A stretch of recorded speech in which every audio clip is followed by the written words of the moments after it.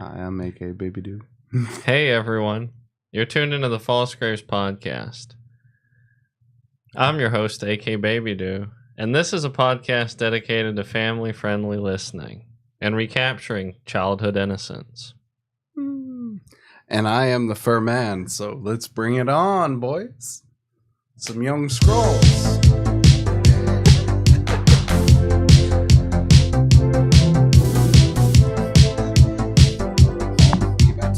Let me get mine. Cheers, mate.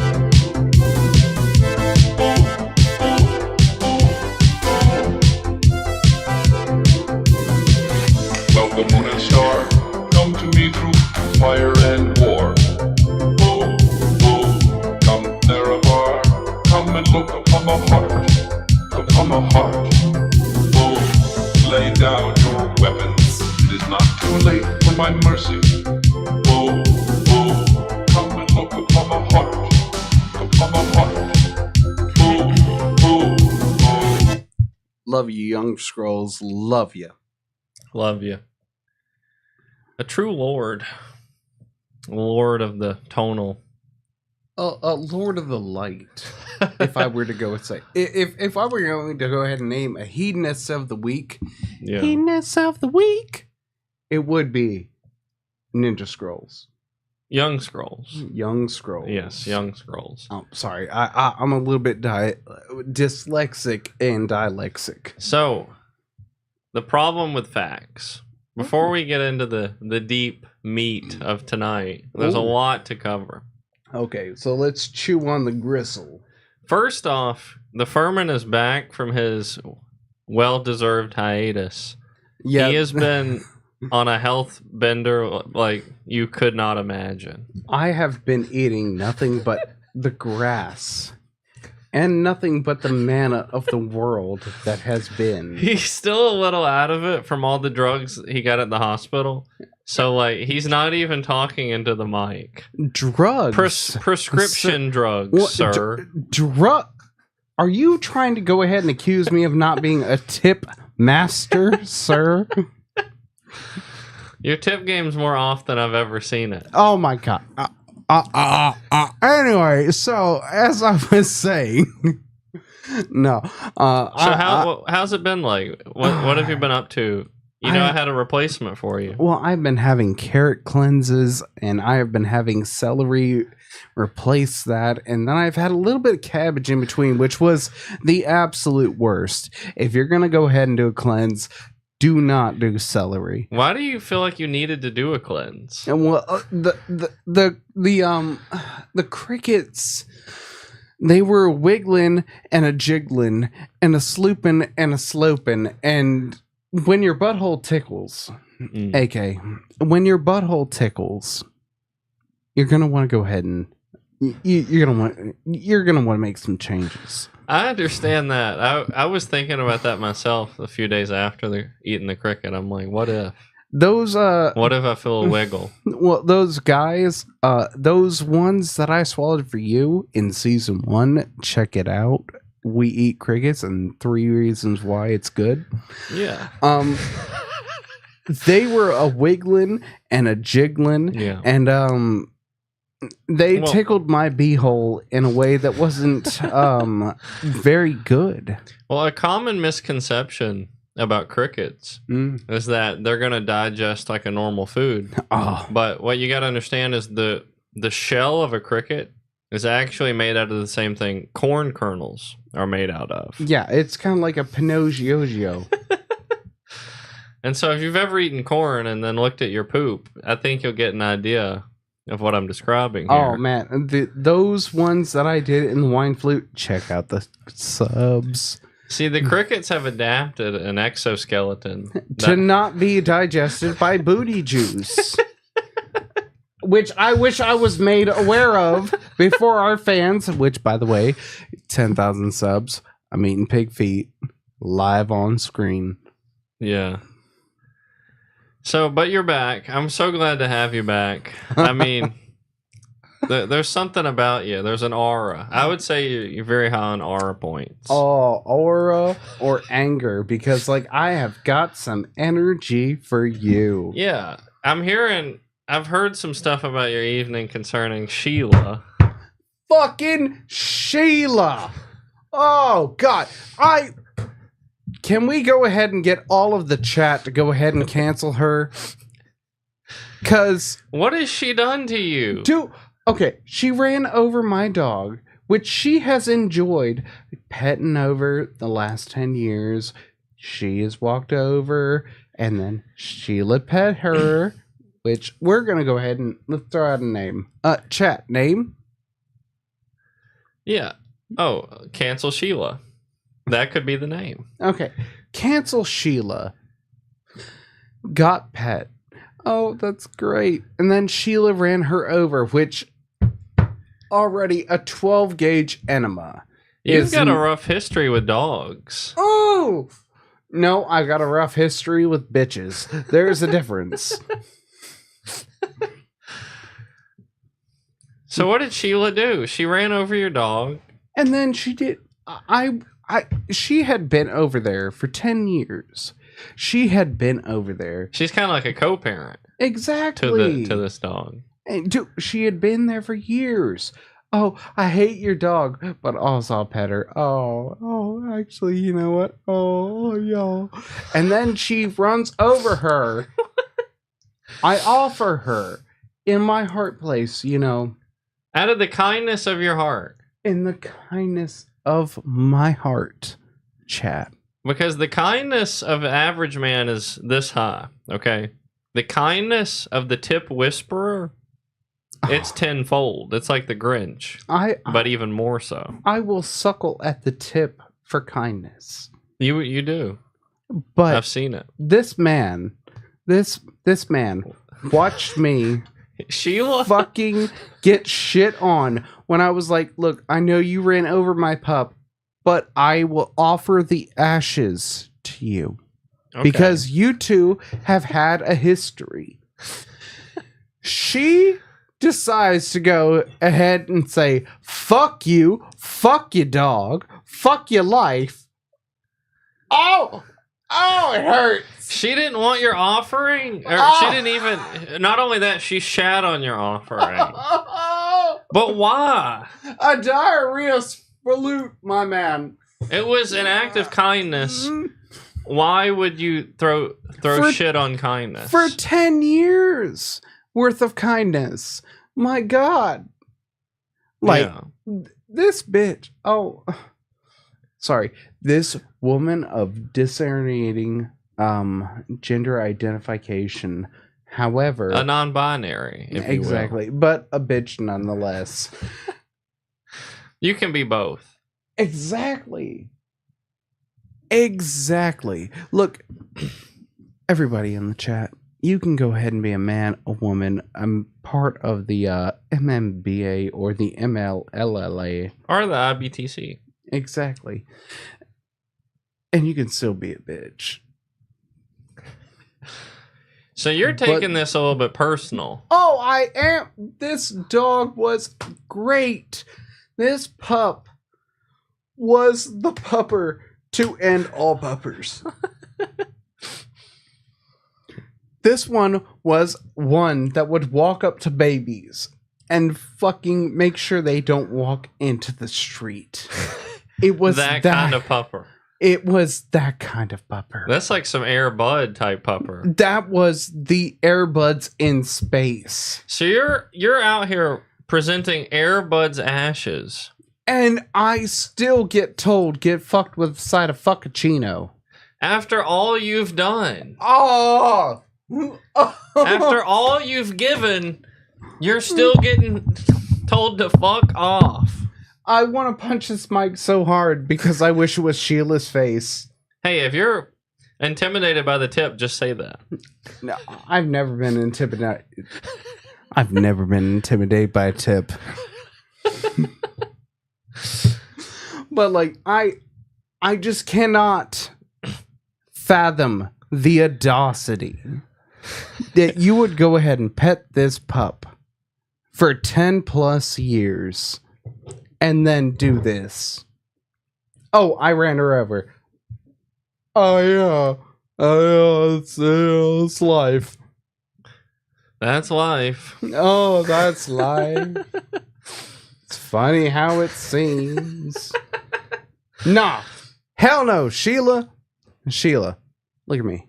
In my sunglasses. Fuck you. I hope that you get ran over. Yeah, I understand. I'm sorry. Going ahead and moving on to the next topic, though. But let me pose a theoretical before we move on. Let's go. If Sheila got ran over By Kamala and she got cremated, Mm. would you spread her ashes? If you knew where her ashes were meant to be spread. Wait, Sheila across the street or Sheila random? Sheila across the street. Like, she wants her ashes spread at X location after what she's done. Would you honor that? I wager you would, because you're that generous of a man. See, the problem being is that Sheila is such a bitch to go ahead and do that shit. I would literally pour her ashes in a chili and I would feed it to her kids. Just make sure they get tore up one more time before she passes. So Sheila's got kids.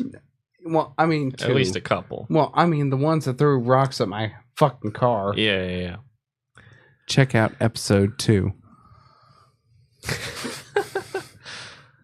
So, got a lot to cover tonight.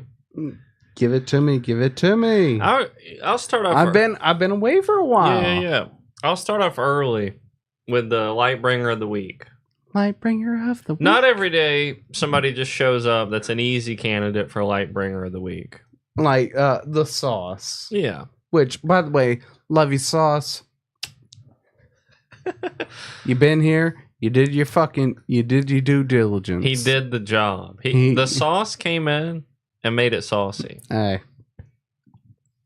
100%. But Lightbringer of the week, I got to give it to Mr. Donald J. Trump for his appearance at McDonald's.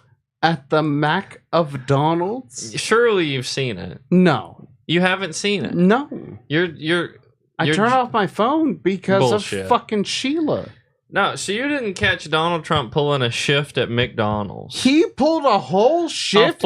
Yeah. You got to see these clips if you haven't seen them. Dude, what are you talking about? Yeah. Donald J. Trump pulled a shift at McDonald's. Dude, you're fucking with No. me. So Dude, Kamala at one point in her campaign had talked about she used to work at McDonald's. Oh, get the fuck. No, the fuck she didn't. And people claim that she never worked at McDonald's. Maybe she didn't. I really don't know. But a lot of people have fact checked it and say she never worked there. So Trump, part of it's trolling and part of it's just like being with the people. Well, I mean, half of his fucking campaigns are now like, oh, well, bread is fucking $350 a fucking loaf. Trump decided to go do a shift at McDonald's. And it is...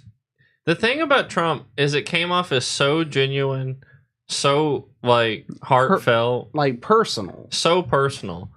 And it brought a smile to my face. Like, every clip brought a smile to my face. So he worked the fries. Okay. He worked the window and the fries. Okay, well, fair. Wait. Let's go ahead and pause for a second. Hey, chat, let's pause. But the fact this man can take a bullet to the ear and then almost take one to the heart on his own golf course Yeah. and then show up for a shit at McDonald's. Yeah. You gotta, sometime after the pod, you gotta check out these clips. They're great. Which we'll have linked in there, but like, my God, this is jerking my gherkin. This is tickling my pickle right now. Mr. Trump, he pulled a shift at McDonald's. He made some fries. He handed it out the window, and he covered it all. I mean, for a billionaire, like for real. Yeah. It's Get great. The fuck out of my face! No way. It's great.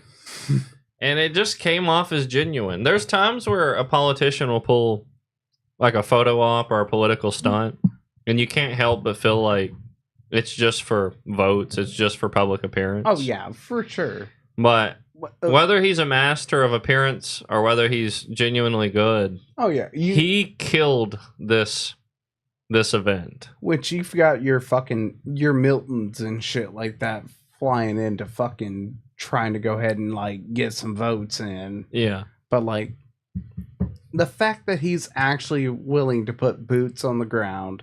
100%. I mean, Some red boots. Some respect on his name. Some respect. Yeah. Like, And there's some criticism on the left saying, well, it was staged. You know, they vetted who was coming through the drive-through when he was working. And I'm like, well, of course. He's got Secret Service on staff. Like, they're going to make sure somebody doesn't pull up to the drive-thru with a Glock. You've seen American drive-thrus. dude, seriously, if you get a small fry when you're getting a medium fry, like You're getting a side order of 9mm. Like, if you're lucky. American consumers are like that. We pull up to the window locked and loaded. You damn right. Like that it like we fucking show up or we don't show up. We either fucking have Americans at the driveway or we have Canadians. I've seen videos of Americans shooting through the drive-thru. Hell, I've even seen videos of the workers shooting at the customers in the drive-thru. It's a hostile situation.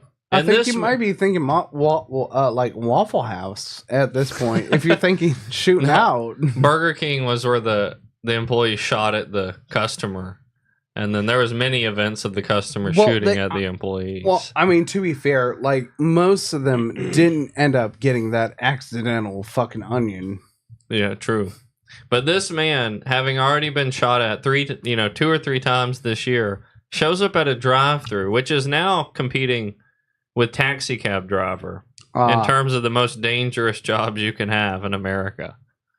Taxi drivers, hey, from the Big Mommy Milkers Association, we praise you. Well, 10 years ago, you fuck up somebody's McChicken, and they're just like, leave a 1-star review, right? But today, you mess up somebody's order, they're pulling out the 9. Oh, if you're lucky, it ain't a 38. It's not an AK-47. Oh, it's right God. there in the If you're lucky, it ain't that. Will you be using the mobile app today? No, but I am locked and loaded. If you're lucky, I won't go ahead and leave you a 1-star review. Oh, God, please don't. But yeah, it brought a smile to my face. I like to see it. And there are people calling him, maybe he's like America's Princess Diana. Do what? Like Trump might be our Princess Diana. So you're gonna have to fucking die in a fucking tunnel crush? Allegedly. For the chat that isn't watching, I'm using air quotes. Allegedly. Yeah. So, yeah, he pulled a shift, made some fries, took some orders, greeted people at the window. I really liked it. I would have loved for him to be like, them to come back. There's not enough salt. Well, there's rumors Fucking he actually added some extra to the order. Like, a 6-piece nugget, Trump was given 7. He's that kind of guy. Fuck. No, that's what they're saying. He's No that way. generous, yeah. No fucking way. That's why they let him go after the shift. He was cutting into the profits. He gave a 10, but he actually gave an 11. They fired his ass for that. They're like, look, you're Trump and all, but you can't be cutting into these profits. I mean, I'm not gonna lie. I was 8 years old and I was fucking counting those 4 pieces. I was like 1, 2, 3, 4. 1, 2, 3. Hey, wait, we got to turn around. We're already 30 miles back. We gotta turn around. So before we get off this topic, kind of tying into some of the chat comments, we got somebody going. McDonald's made a statement that they had no records of Kamala working there when she claimed to. Oh. But McDonald's put out a statement concerning Trump working there. And it was, for one, I've seen people trying to blame McDonald's for allowing him to work a shift. They're like, should we hold McDonald's accountable? Well, we should. Well, And they're a franchise. And the way that the franchise is worked out, they get a good amount of liberty. Some franchises, you get no liberty. You're like an owner, but like a slave at the same time. yeah, right? well, because you got to go ahead and keep that level. Like, Well, there's the corporate level, and then there's like the franchisee owner level. well, you have Waffle House levels, Right. You have Waffle House levels, which you'll go ahead and throw hands when somebody throws into a Western omelet at 3:00 in the morning. Yeah. But on the other hand, if you got like 4, then you get 4, Right. which is your McDonald's levels. So And- And so they're like, well, McDonald's as a corporation can't ban Trump from working there. The franchise owner has the Dude. liberty. he's gonna be the possible, which again on this podcast, possible Big Daddy president. Yeah. But I want to give a shout out to McDonald's for their statement as well, because there's 2 parts to it. Mm. One is they had commented on they're not taking political sides. Mm. They're not left or right. We've maintained staying out of politics, and we're going to remain that way. And I just want to say hats off to you, McDonald's. You're a company that makes money, and you understand. We don't give 2 fucks about your political opinion. Thank you. You're here for cheap food at a good price. Yeah.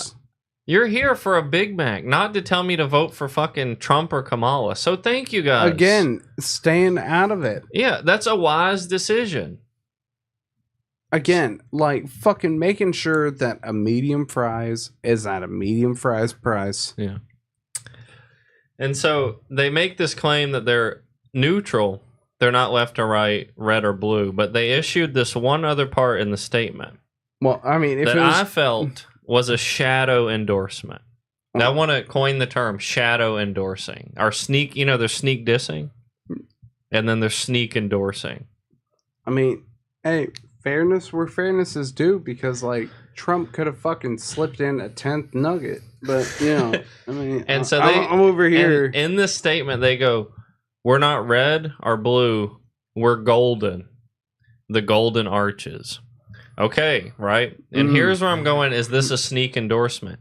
Trump's whole brand is golden.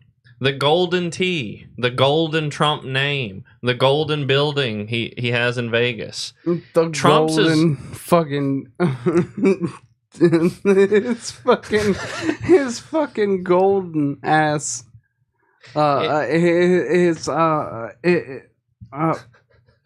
what you hit with that golf club, his golden Yeah. golf club. If there's any man synonymous with gold, I would say it's Trump. And so when they made sure to specify golden, like we're not red or blue, we're golden, I kind of feel like they were sneak endorsing Trump with that statement. Well- Golden man, golden arches, it's McDonald's, it's Donald Trump. Then we got them golden arches, we got them golden fries, I'm just saying. I mean, you're not wrong. So I think maybe McDonald's is actually a Trump supporter, but I respect The and I medium appreciate fries their decision. is Donald Trump. All right. Trump's a medium fry. Yeah, I mean, You don't think he's a large fry? well, large fry is a bit outside for the normal American, but like, Give me your reasoning on why Trump's a medium fry. because medium fry is what you want when you are halfway drunk. You want that all the way through. Am I wrong? You're probably right. Exactly. You slide through, you go to the first window, which they never take your card. Am I wrong, chat? No. So you slide through to the your medium fry, Yeah. and they salt it just right. That's Trump. That's Trump. That's Trump, boy. And he's always kind of been a promoter of McDonald's. Exactly. So they kind of go way back. They want to be the middle of the business. Not small, not large. They want to make it medium. Right. But like being that medium fry. So, a question. You say you're halfway drunk, you want a medium fry.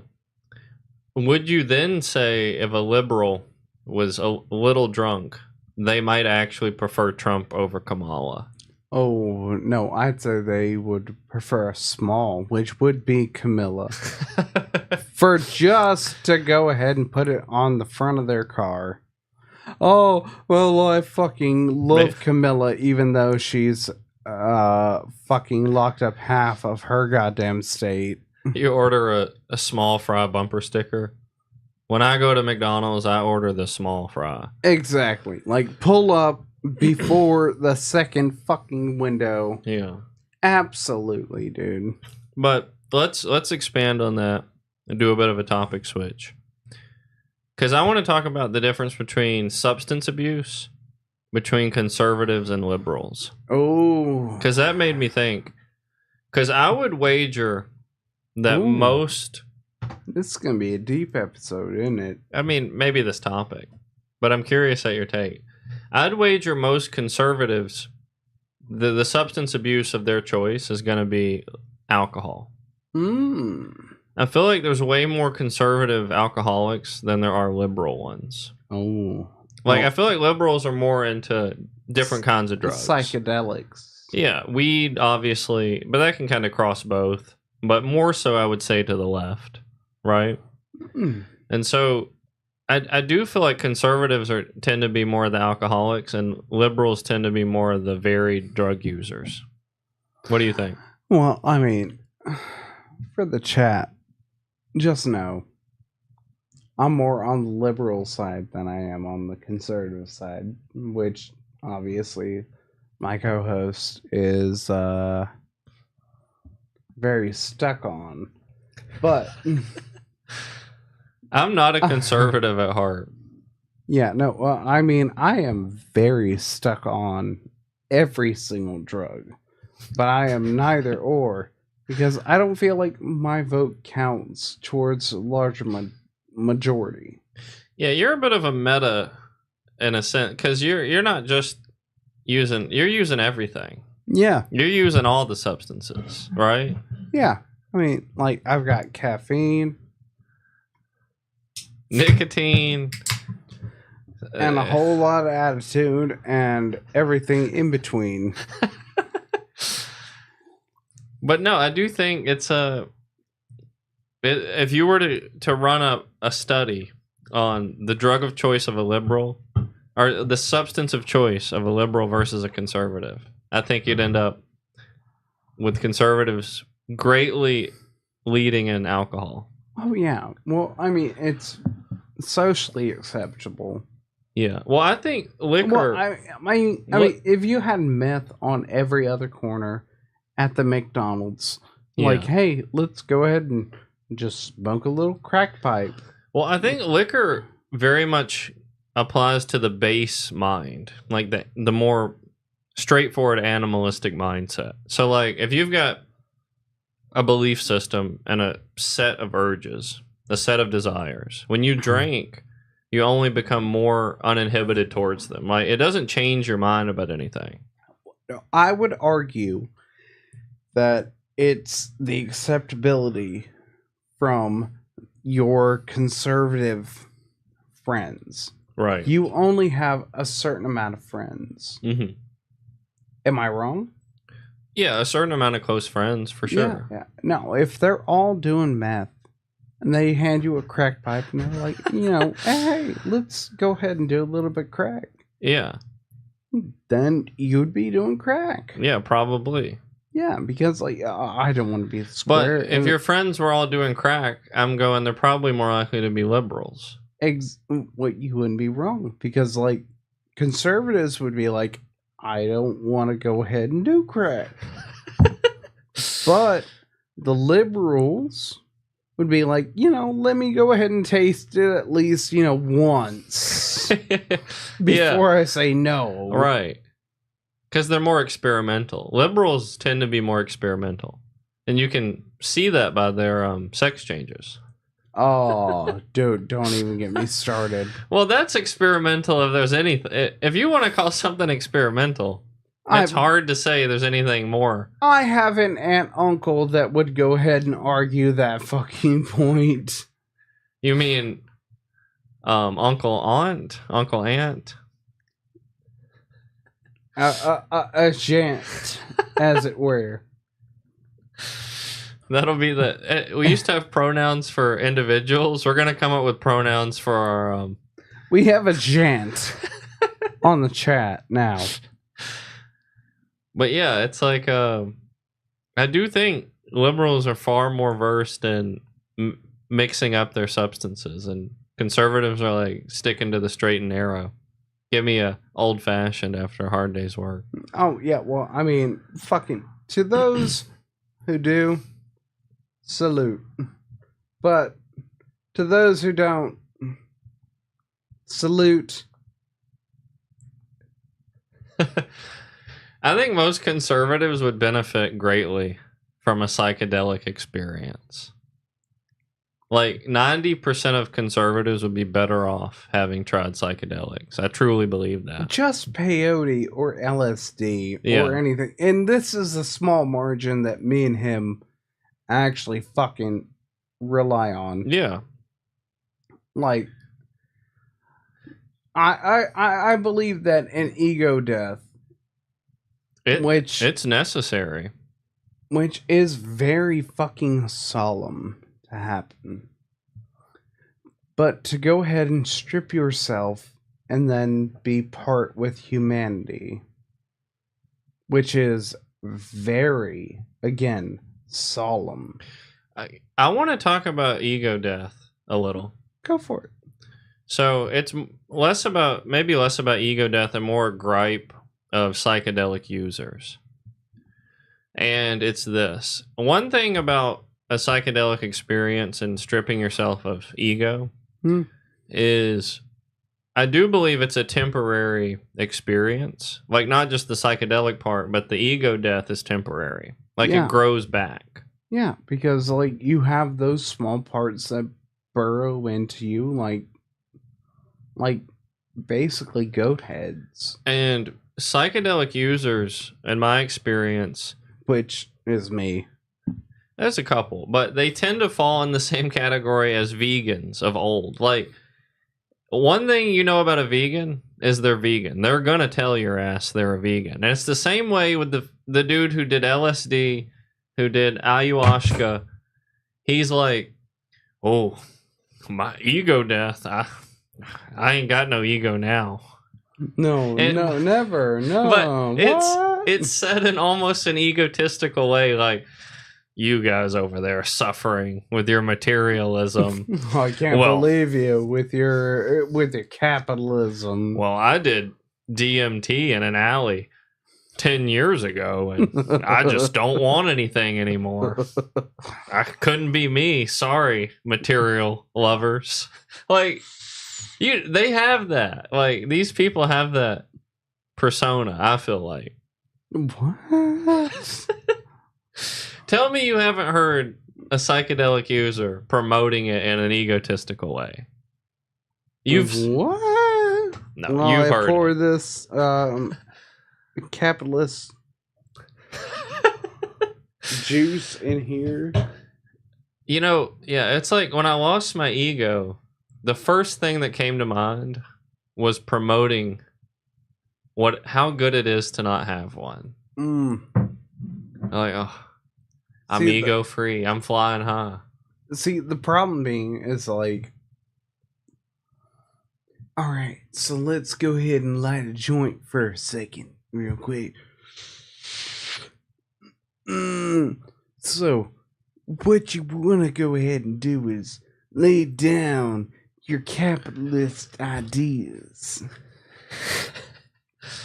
And you're going to want to go ahead and lay down your central ego of making things right. Yeah, I'm also going to take up arms against, the people who go, if everyone just did psychedelics, the world would be at peace. We'd just be one free-loving community. If everybody was a capitalist. Well, yeah, all right. We all do psychedelics, and we live in the woods, and we eat mushrooms, and we share food, and we all have sex with one another, and nobody gets attached. Nobody gets detached. And there is an arm movement for those who are listening. We're just one big blob of conscious experience living freely in harmony. That's what would happen if we all did LSD and DMT together. Am I right? There is an arm movement again for our audio viewers. This is to my second point on this argument. The people who say that psychedelics could cure all, that it could bring in the harmony humans so desperately need. Okay, you see this phone? It's an iPhone 16. If there's any product that is textbook capitalism, that is textbook materialism, it's the iPhone. Oh my God. The inventor of the iPhone, Steve Jobs, was a psychedelic user. Oh my God. He was an avid psychedelic user after he originally left Apple. And maybe before he used as well. But when he was making Pixar, he was using psychedelics. So this He made Pixar? Yeah, Steve Jobs made Pixar. No, the fuck he didn't. Yeah, he did. No. I've told you this before. Well, I'm sorry. I'm fucking hating The this. board kicked him out of Apple. He went and tripped balls on LSD for a couple years, made Pixar, sold it, used the profits, bought back into Apple, became the main operator again. No fucking Yeah. way. And so I'm just saying, for those who are like, psychedelics will bring harmony to the world, literally the king of capitalism, the king of materialism in a way, Steve Jobs, literally tripped balls for like a huge portion of his life. And he didn't go and present the iPhone like, oh, you know, I conquered my ego and now you can swipe. Fuck. Fuck. I spit at you. Fuck. No way. Yeah. No. And that's a man who took his psychedelic experience and became even more successful materially. So I'm just going, it's not the cure. It's not the end all be all. It's a fun thing to try, and I think people would benefit from experiencing it. But to make it the top, you know, like this is what everyone's missing, no, it's not. When you've tried psychedelics... Oh, dude, I've tried from fucking peyote to LSD to trying fucking... So, from your experience, would you say if everyone had a chance to try them, the whole world would be better? No. Thank you. No. And I mean, not to go ahead and fucking too fine a point on it, but like everybody that takes LSD or fucking peyote or fucking LSD or fucking... Whatever gets you off. Or MHD or whatever the new one is.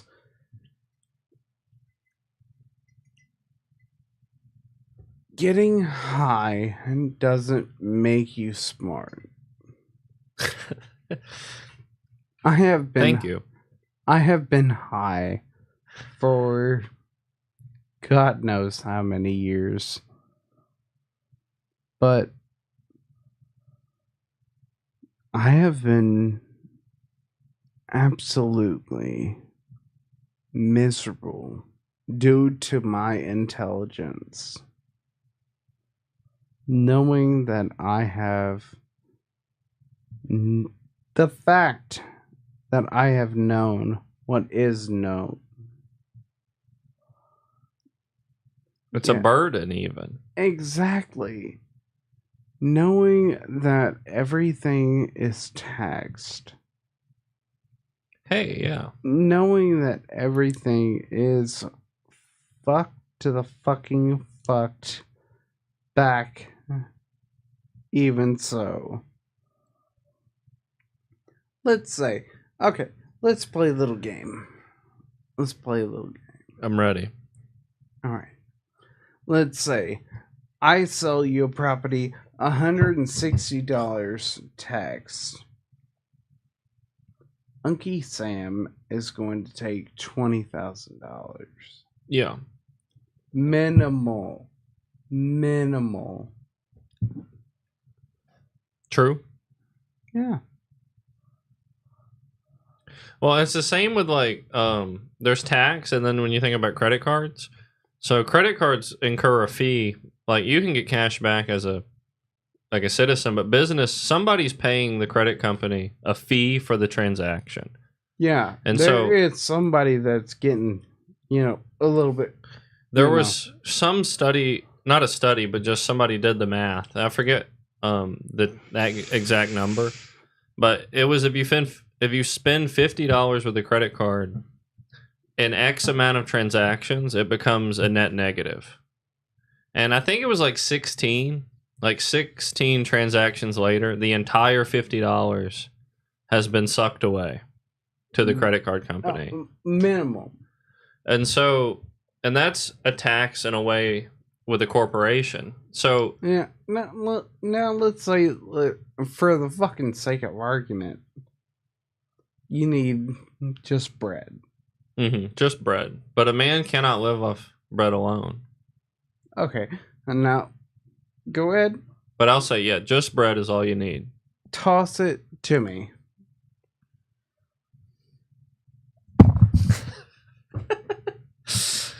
He's picking up the bread, guys. It fell on the floor. I'm a bit of a hard thrower. Almost made pitcher and t-ball.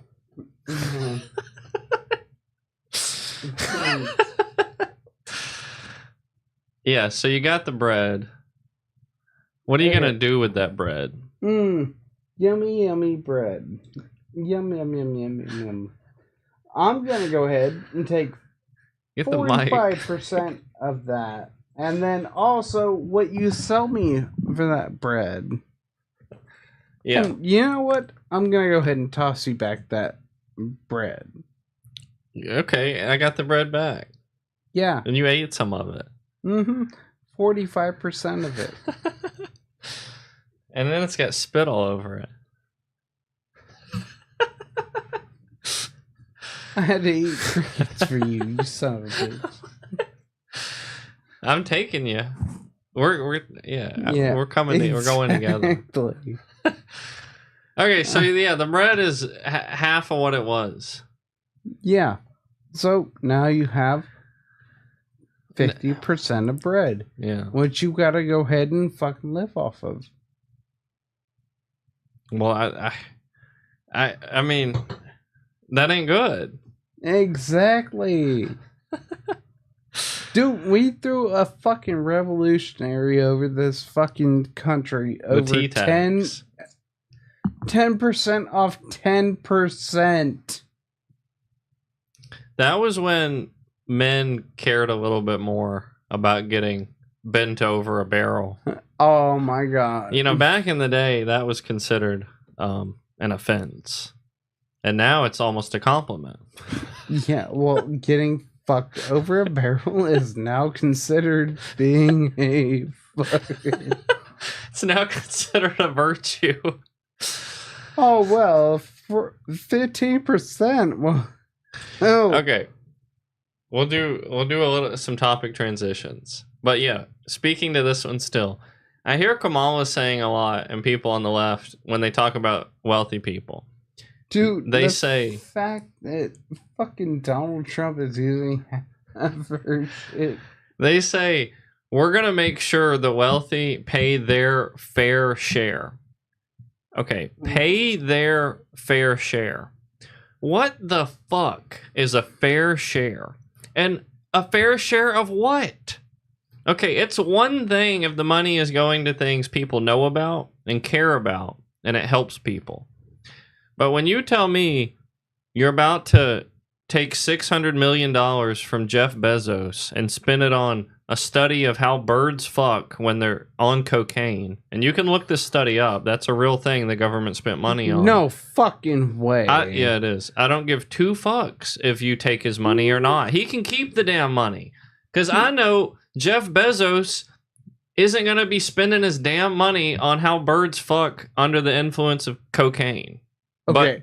Like, I want to go ahead and fucking be on this side with you, but like, no fucking way. Well, the theory is a lot of big scientists, or let's say universities, or what have you, they're getting money pocketed by friends, like political friends. So they're like, "Hey, we're gonna run this study on." They're getting incentive, bribed in a way. Like, we're gonna run the study on how birds fuck with cocaine in their system, and it's gonna cost $10 million. And then the university or the facility that runs the tests, maybe they pocket $8 million, right? Maybe, and it goes to the friends of the political party. That's my thought. For those who are listening, air quotes. Well, I'm just going. The paying your fair share has no meaning today, because what are you paying it towards? Genuinely, what is the fair share going to? If you want to talk about the roads in America, you know, being in pristine condition, and you tell me we're going to make rich people pay for pristine roads, and it happens, okay. Well, I mean, it sounds like a revolving door. But now it's just pay their fair share of what? Dude, and you're right. Hey, give me that clink. Because, dude, respectfully, you're right. Because, like, fucking letting that revolve door of he's a sender, then he's a fucking... and then he's a receiver. And exactly. And another thing I want to pick up is the people who go, no one should have all that money. There should be a cap on how much money someone can make, and then they can say, you won capitalism. It feels like a revolving door. You won capitalism. Like, you made $1 billion. All right, you won capitalism. Everything else is supposed to be dispersed. Here's the problem with that. It's because money is relative, it's not objective. We're in a fiat system. And so if Bezos, let's say he's worth $1 billion, right? If you look at the rate of money being inflated, if that man wasn't allowed to make any more money past $1 billion, in 100 years, he's only going to be worth $10 million. Which I mean, you know what I'm saying, right? Yeah, no, he'd be out the game. We're about 30 or 40 years out from the average American being a millionaire just off inflation alone. God, what is that name? Not transcribers. It's And true, why can't the government just spend less?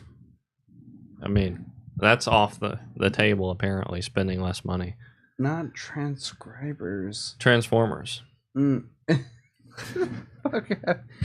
Transmogrifiers. God, what is the name of it? I'm not sure, man. I'm not sure. Okay, well, the tip master can't fucking... Okay, I'll finish out my point then. Dante's Inferno. It's just that money is relative, and any human that thinks that they can subject it to a judgment is so high-handed it's laughable. He should only have $1 billion. You could have said your grandpa should have only had $1 million in the 1950s. He'd be poor today if he didn't make any more money. Adorably poor. He'd be poor. They're printing that money like nothing else, so it's all subjective. The money isn't what it used to be. When they're like, oh, they're so rich. Yeah, They're well, so rich. I mean, the well, look at gold- the past. Yeah, well, gold used to be like the fucking bottom line. Yeah. And now all of a sudden we have NFTs, we have Bitcoin, we have Every currency under the sun. It's all subjective. So, let's get into speaking of subjectivity. Oh, are we? Yeah, I want to talk about facts. Oh. So I have an issue with facts. Oh, with like P. Diddy, or are we going to go ahead and get in some new territory? Facts in general, on like a philosophical level, I have an issue with fact. All right. And I'll start it off with this example. And this is something that I think about a lot. Sorry guys, I'm really Oh, having he's getting serious. Come on. Come on. I'm sorry. I'm getting mean with my boss. Come on. Yeah. Let's hit it. Come on. Yeah. Okay. What do you think about facts? I'll just start with that. Facts are made by the winners. So they're somewhat subjective. Yeah. I think that's true. And again, fair enough for those to hit me up in the chat and then be mean. Which you never will. So there's a saying that Ben Shapiro made very popular, and this will kind of be the foundation of the topic. Okay. Ben Shapiro made the saying, "Facts don't care about your feelings," popular. No. Yeah. Like he kind of coined that phrase. No. Yeah. You know that.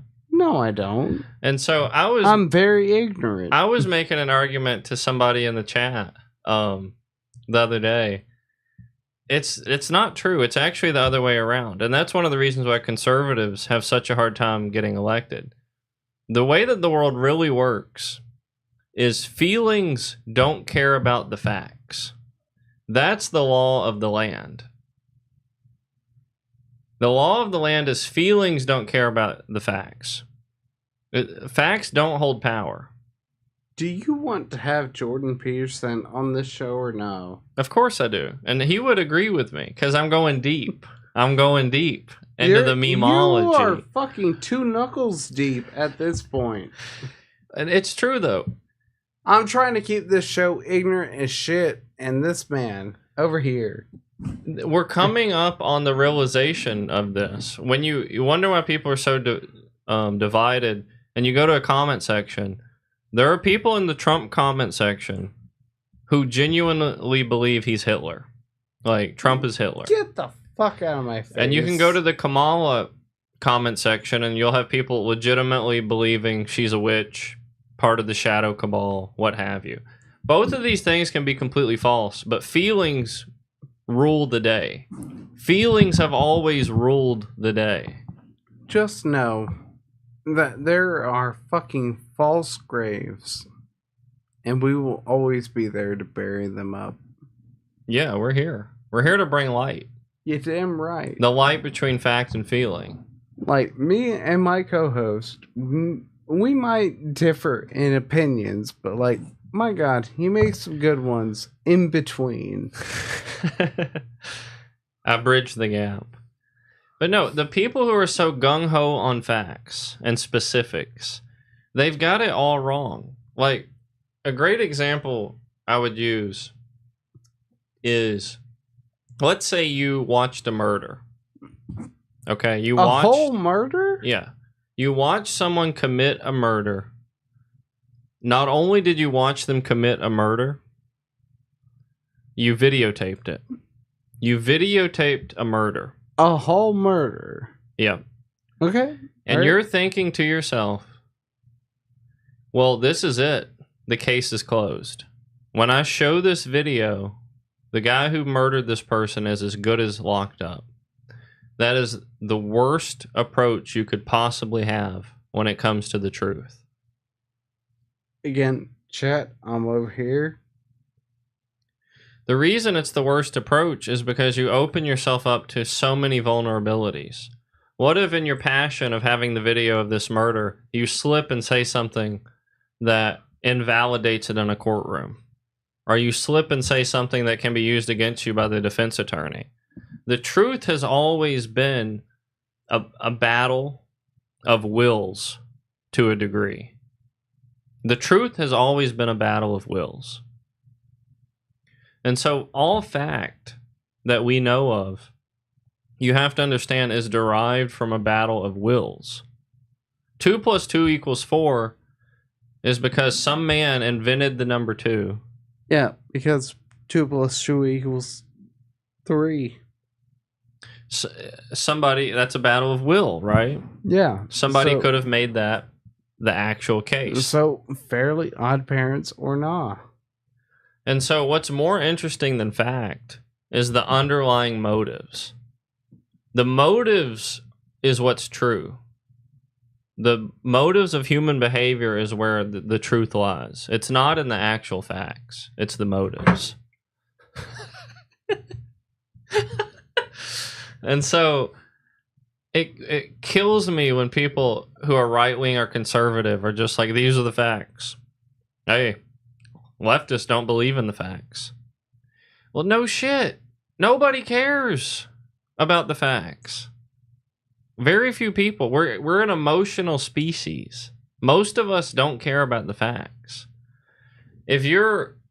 Okay, 80 to 90% of people grow up the religion they were born into.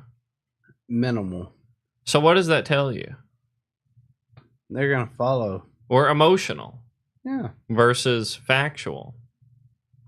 And to that degree, since everything is a matter of will, it's always been an emotional thing. It's always been feelings over facts. That's the human condition, feelings over facts. And the Peterson Dawkins interview or discussion that happened recently. By the fact that fucking Dawkins is alive. The power of atheism kept him going. But he presented himself as incredibly dense and closed off to what Peterson had to say. And I thought it did a disservice to him as a scientist or as a thinker in general. Because anytime Peterson wanted to go deeper, he was like, I just care about the facts. That's what he said. I mean, I correct you, but like, you're right on this one. This one fucking time. Well, and Peterson was like, well, what's the motive? Like, why do you care to know the facts in the first place? Because you spent your entire goddamn life correcting Mother Teresa. Because you spent your entire fucking life writing Carl fucking Rogan. But let's go ahead and sidewind that piece. Okay, well, let's go ahead and find out God. And then Carl fucking Sagan, he was, respectfully, he was, yeah,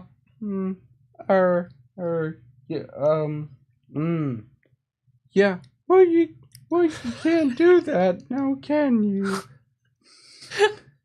Fucking Peterson bitch slap Carl fucking Rogan. Oh, you can't make a world without your goddamn perspective. Oh, well, you know what? What if I did? Respectfully, that was Peterson.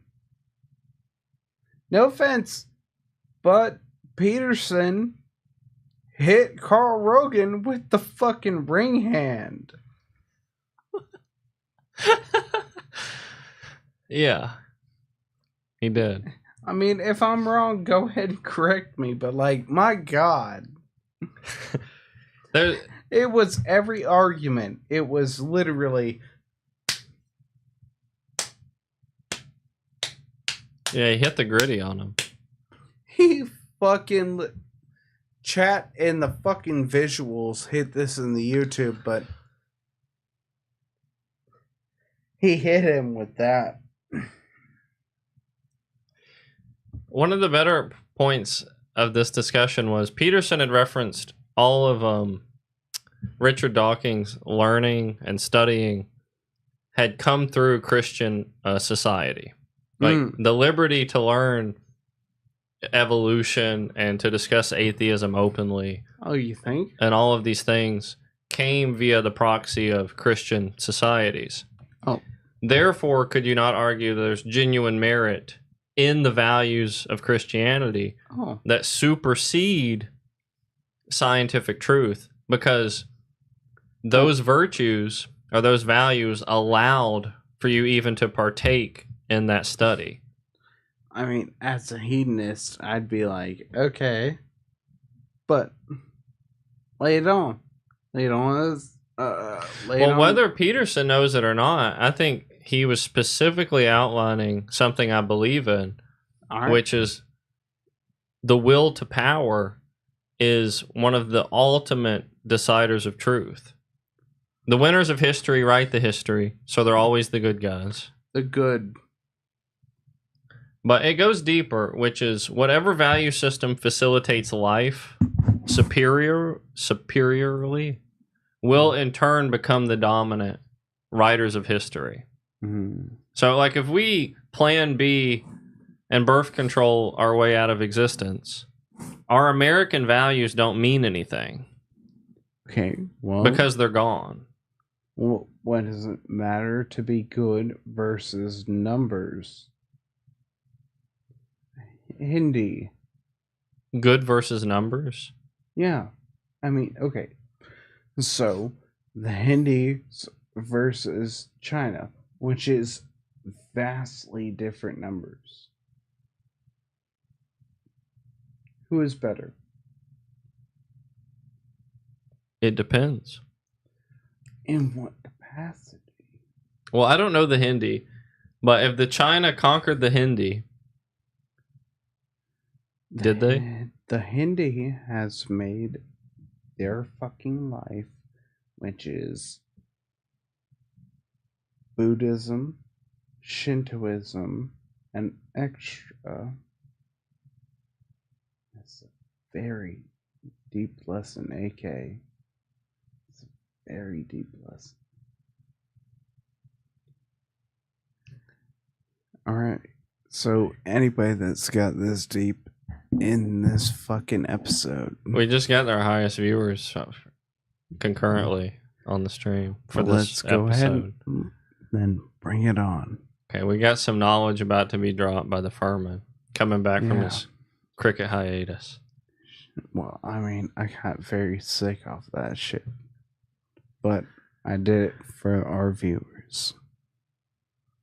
Shintoism versus Buddhism versus fucking whatever the Japanese fucking vault.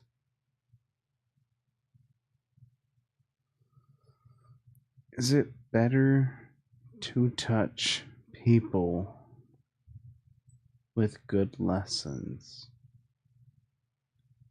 Or is it better to spread your lessons with good lessons? Hit me. Better to touch people with good lessons, or better to spread good lessons through good lessons? Yeah. See, what's funny is like after World War II, when you dropped that second atomic sun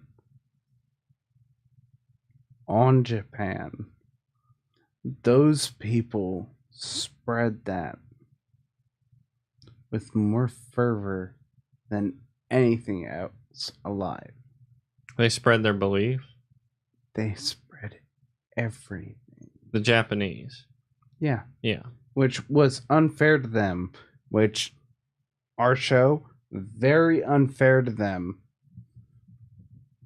Not saying that what we did was condoned, with our show. Very unfair. Okay. Very unfair. But However, it did end it. yeah, well, I think that speaks to my belief of will to power, You damn right. because I think that the reason America and the United States has had such a success in the world is because we got the closest of any nation in history to the proper value system. And being the closest aligned with the proper value system, we ended up with the most power. Mm. And I used to not think that way. I used to not think in a moral or ethical way. It was just power and power. But I actually think that God favors the society most in line with the proper value system. Indeed, you are correct. So I think, However, yeah, who is the smartest? the smartest would be whoever lives in closest accordance to the value system, the true value system. Mm-hmm. And who would that be? Is it the alien we dropped on the second sun? Yeah, I'm not saying that's good. I'm saying not- we got the ability to do that. Yeah, no, I'm not trying to go ahead and I'm not trying to cause any controversy in the fucking chats, but Well, okay, you could make this argument. The closer you are to a proper value system, also the higher your capability for predation, for being a predator. which, I mean, again, very fair. You have made quite a compelling argument, my friend.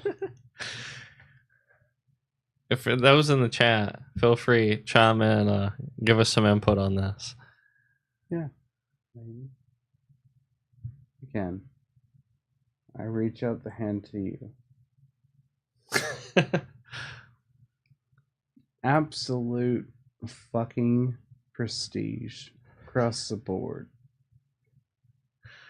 I mean, I tried. It didn't come easy. IQ and either way, they have made their way. So, what do you got for me, Mr. Furman, for a grand topic to end on? Let's go ahead and let's do hedonist of the week. I agree with that, Phil. And yeah, let's do it. Hedonist of the week. Because I don't have anybody in mind. Let's go with Ron Perlman. Ron Perlman. What's he up to? Oh, it's not what he's up to, it's what he's been up to. Okay. Okay, so early on, what do you know Ron Perlman for? He was, maybe I'm wrong about who this is, but he was in Parks and Rec. Oh, Right. Earlier? Yeah, Parks and Rec's one. He Hellboy. Hellboy. Yes, Hellboy. Yes, okay, yes. And then he was also in that one movie that was like the spinoff of Cloverfield. Children of the Dark. Yeah. Okay, so what has he been up to?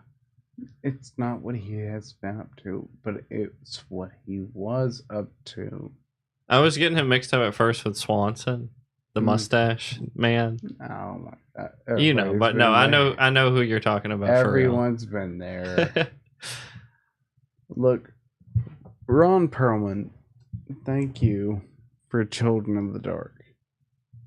You fucking protected children from Hollywood when they were going to go ahead and be Hollywood.